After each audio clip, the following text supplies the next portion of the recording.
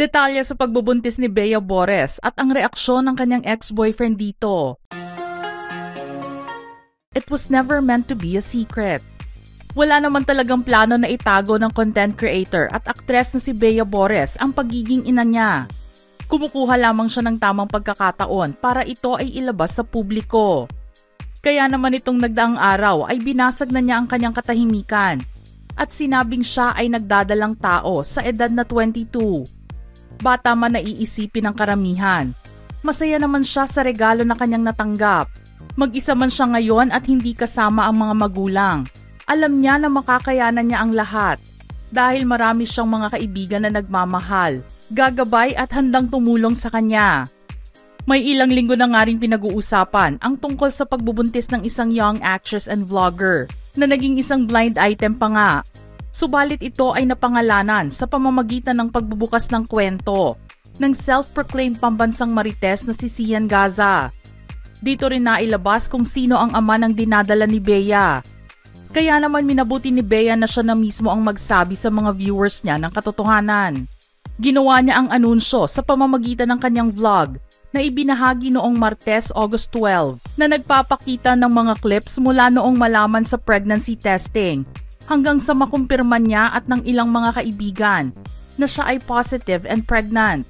Sinabi rin ni Bea rito na kumuha siya ng PT o pregnancy test pagkatapos mag-film ng isang vlog collab kasama si Tony Fowler. Pinayuhan siya ni Tony matapos na malamang delayed ito sa kanyang period ng 5 araw. Kasama rin nila ang actress, TV host, comedian at vlogger na si Alex Gonzaga at asawa nitong si Lipa City Vice Mayor Mikey Morada. Silang tatlo mismo ang nagkumpirma ng pagbubuntis ni Bea matapos na makita sa test kit ang 2 pink lines kung saan ang isa ay malabong linya. Nang makasiguro na si Bea dito, agad siyang tumawag sa kanyang matalik na kaibigan na si Andrea Brillantes at sinabing siya ay magiging mommy na.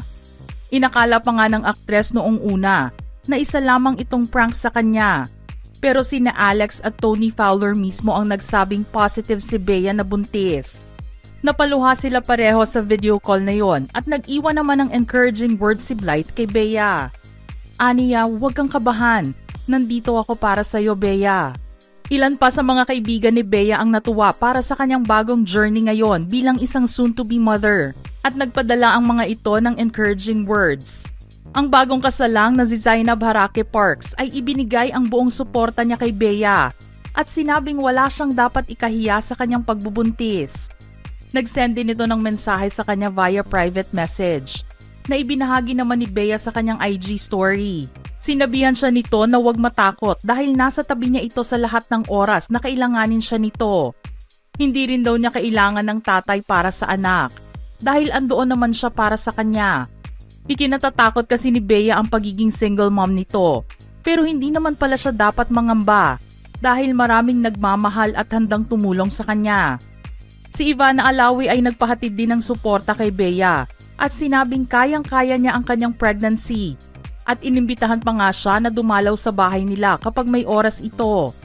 Sina Alex at Tony Fowler din ay nag-iwan ng mensahe kay Bea at sinabing kapag kinailangan ang kanilang tulong ay huwag itong mahihiyang magsabi sa kanila.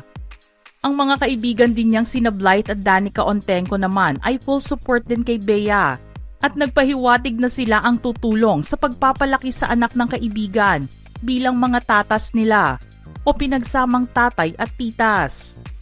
Pagdating naman sa kanyang pag-aaral, ibinahagi ni Bea sa kanyang social media ang naging kasagutan niya sa tanong ng isang follower tungkol dito. Kahit seryoso siya sa pagiging isang ina ngayon, mas seryoso naman siyang tapusin ang kanyang pag-aaral. Sinabi niyang nasa eskwela pa rin siya at nagkaroon ng quiz noong isang araw kung saan siya naka-perfect score. Sinisimulan na rin niya ang paggawa sa kanyang thesis. Naka-screenshot din ang pagbibigay niya ng heads up sa ADMU o Ateneo de Manila University kung saan siya nag-aaral. At desidido siyang ituloy ang kanyang thesis. At wala pa siyang balak na mag-LOA o leave of absence sa school. Gagawin niya ang lahat hanggang sa makakaya niya para makapagtapos. Natuwa rin ang admin ng ADMU sa ipinakitang katatagan ni Bea na pagsabayin ang pag-aaral at motherhood. Lubos naman ang pasasalamat niya sa mga kaibigan na nagsisimula ng maging katuwang niya sa pag-aalaga sa kanyang isisilang na baby. Sa intimate gathering niya with friends noong isang gabi, inamin niya na her heart is full dahil tinanggap siya ng kanyang pamilya, pati na rin ang kanyang pagbubuntis. Aniya sa post, "They say it takes a village to raise a child, but how lucky am I to already have one? I don't need anyone else to raise my baby." Nag-iwan naman siya ng mensahe sa kanyang little P at sinabing hangad niya na maging malusog ito sa kanyang paglabas.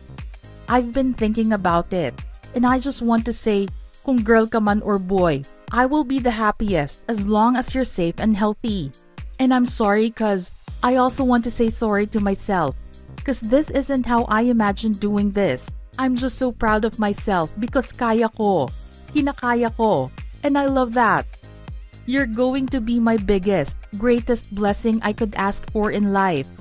And I promise you, and to everyone that gets to watch this in the future, that I'd really be the best mom. I mean, it's true. I'm not ready, but I don't think anyone or anything prepares you for motherhood." Humingi naman siya ng paumanhin sa kanyang mga tagahanga at followers dahil natagalan ang kanyang pag-amin sa sitwasyon niya ngayon. Sinagot din niya ang mga chismis na kumakalat tungkol sa kanya at sa kanyang pagbubuntis. Aniya, "Alam niyo kung ano ang nakaka-stress sa akin? Yung mga random updates mula sa mga taong wala na sa buhay ko. Pero sa bashing, sanay na ako. Totoo pala yung sabi nila na masasanay ka talaga sa bashing. Kasi I think 3 or 4 or 5 years na akong binabash. At this point, I'm just making abang sa next script nyo and I just laugh." Sa video na ito at sa mga post niya sa IG, walang makikitang clue sa ngayon kung ano ang gender ng kanyang anak. Pero inilagay niya sa caption ng isang post na ilalabas din niya sa susunod na linggo ang gender ng kanyang baby at magkakaroon ito ng gender reveal vlog. Hindi rin siya nagbigay ng hint sa pagkakakilanlan ng ama ng kanyang magiging baby. Ang huling balita lang na lumabas na naging karelasyon ni Bea ay si Mera Yamada, ang Japinoy na Vice President of Sales ng iShip Logipack Incorporated at anak ng mga founders na sina Mel Petchera at Atsushi Yamada. Nag-iwan naman ng kanyang mensahe si Meray sa kanyang social media patungkol sa pagbubuntis ng ex-girlfriend niyang si Bea. Aniya, "Things may not have worked between Bea and I, but I never said I didn't want to be there for our baby. I may not have handled our situation the best as of late, but walking away has never been an option for me. I'm here, and I'm going to do whatever it takes to be the best father I can be.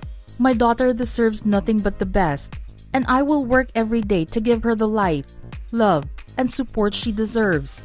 I will do better, for as long as I am accepted into our child's life. Ready or not, I will answer the call with my whole heart. I hope and ask that we are given the privacy necessary to navigate our situation, most especially the journey of Bea's pregnancy, as smoothly as possible. Thank you." Sa kabila nito, hindi naman bukas si Bea sa co-parenting setup para sa kanilang dalawa ni Meray. Nakilala si Bea Bores bilang isa sa mga malalapit na kaibigan ni Andrea Brillantes na nakasama niya sa teleseryeng Kadenang Ginto. Kabilang din siya sa mga ABCD Girls, kasama sina Andrea, Criza Taa at Danica Ontenco. Isa rin si Bea sa mga nagtanggol kay Andrea matapos madawit ang pangalan nito sa hiwalayan ng Katniel. Ang dating kapeti ay naging kapregi na nga ngayon. Mula sa Showbiz Philippines, congratulations on your new journey to motherhood, Bea Bores. Mga ka-showbiz peeps, nais nyo bang magbahagi ng inyong opinyon sa ating istorya ngayon? Anong masasabi nyo rito? Send in your thoughts now in the comments section below.